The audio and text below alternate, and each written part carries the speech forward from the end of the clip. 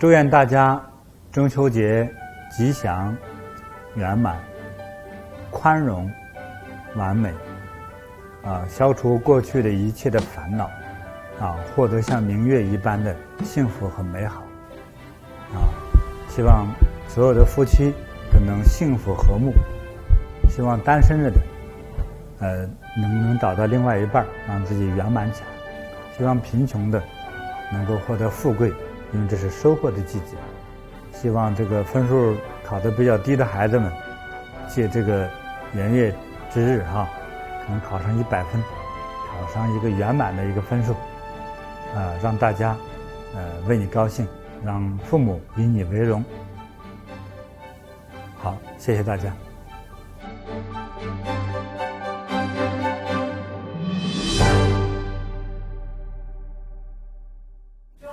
到中秋节就是庆团圆啊，吃月饼啊。为什么吃月饼？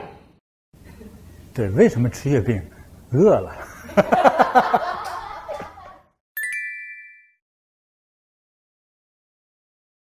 其实第一个原因我自己的想法，中秋节尤其是北方的那个农作物都已经收割完了。比如说玉米呀、谷子啊，还有苹果呀、红薯呀，这些东西也都是萝卜呀、白菜也都是秋天收获下来之后，为了冬天能够过冬来吃。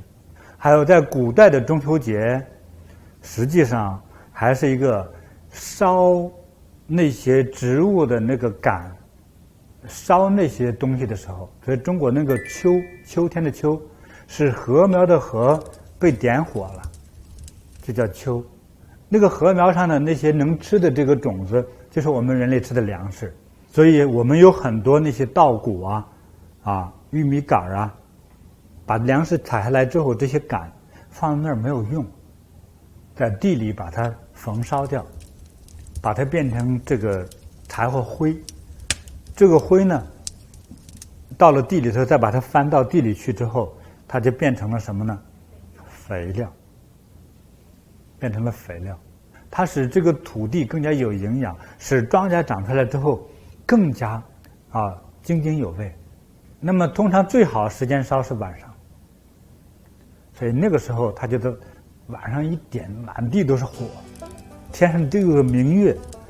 那个时候大家又有很多收获的水果呀、苹果呀，甚至是肉食新鲜的粮食大家在那载歌载舞，其实是庆丰收。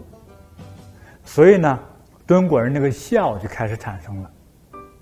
儿女，你看我们新收获的粮食，我做一个，比如说大馒头、大饼，好吃的，也正好应这个月吃最圆的时候，好吧？做一个大白面饼，这是最早的时候，那个月饼就是一个大饼。慢慢的，人类是有智慧的。秋天有枣子了，有葡萄了，有苹果了。我把它能不能怎么加工一下，塞到这个饼里头，让它有甜味儿、有香味儿，更有营养，更有特色。所以又有了这个掺了馅儿的饼，就是今天我们这个月饼。为什么甜呢？甜蜜幸福尤其是女人一吃糖就快乐，对不对？所以也顺便告诉大家要想敬你的妈妈，掺点糖；也是让你老爹高兴，掺点盐就行了。要让大家都高兴甜的咸的酸甜苦辣咸全部掺进去，到不同的饼里头就是庆丰收、庆团圆丰收的时候不是绝对团圆日，是因为孝敬父母我要把新粮食敬给父母。过去作为大臣的，我要把新粮食做的东西、做的食物献给皇上，它都是上行下效的这样一个天道循环，是这样的。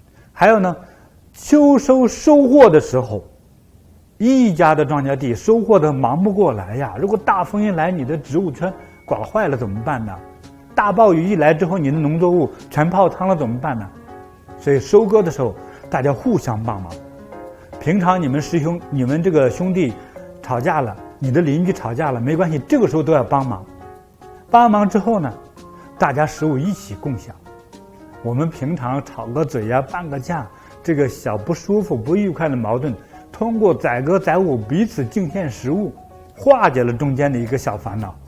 但是月亮那么亮，它越亮越大，其实那个夜间的光芒也就越亮，对不对？它不像那个漆黑夜，伸手不见五指，这个大家门都不敢出，对不对？再加上明月，再加上大地的篝火，大家没有空乐意在家里睡觉去，对不对？有了粮食，谁不吃啊？趁这个时候，也让所有不完美的心情，所有曾经不完美的争执，都通过这个庆丰收彼此的食物啊、美食美酒的这个赠送和在一起的欢乐，将中间的烦恼去掉，所以人生是完美的。有同学就问我哈，那师父，这个为什么庆这个圆满的这个日子，怎么不放到年底呢？它是完整的一年呢。8月15的话，就像考试一样，最多60分，对不对？这怎么在8月15这个多半节的地方开始庆祝这个圆满的一个东西呢？我想这也是一个好像一个巧合的一个天数啊，就像我们老师考试一样，什么叫及格呢？60分就是及格，对不对？所以人生追求的完美哈，那是人类永远的一个期望。只因为对更美好的事物的有这样的期望的一个心态，所以才让我们每天充满着动力。所以我们所说的完美是什么呢？我觉得存在就是完美啊。譬如说，像女孩在读书的时候，自己长得比较漂亮，男生给她经常抛媚眼呐，经常给她主动搭个讪、帮个忙之类的，那么她读书的动力就少了。所以长得比较美了之后，她的骄傲心一出来，就觉得说话不懂事，不会做人，傲慢，最后常常因为美丽而成为花瓶，心中是空的。因为我不美，所以我不努力，我不靠真本事不行啊。靠脸的话，估计要饭都要不出来。只因为我长得不美，所以我要努力的去学到我的真本事，我要凭我的本事，凭我的知识，凭我的能力去谋生，所以我才有学习的动力，做事的动力，生活的动力。完美这个概念只是人类的一个奢望，完美并没有，没有完美，但是有更美；没有最高，但是有更高；没有最好，但是有更好。是有这个说法的。所以我们中国那个庆中秋是在我们考试在60分的这个地方上来进行庆祝的，我觉得这就是完美。继续说一句，月朦胧，月光下人最美，因为看不清细节。谢谢。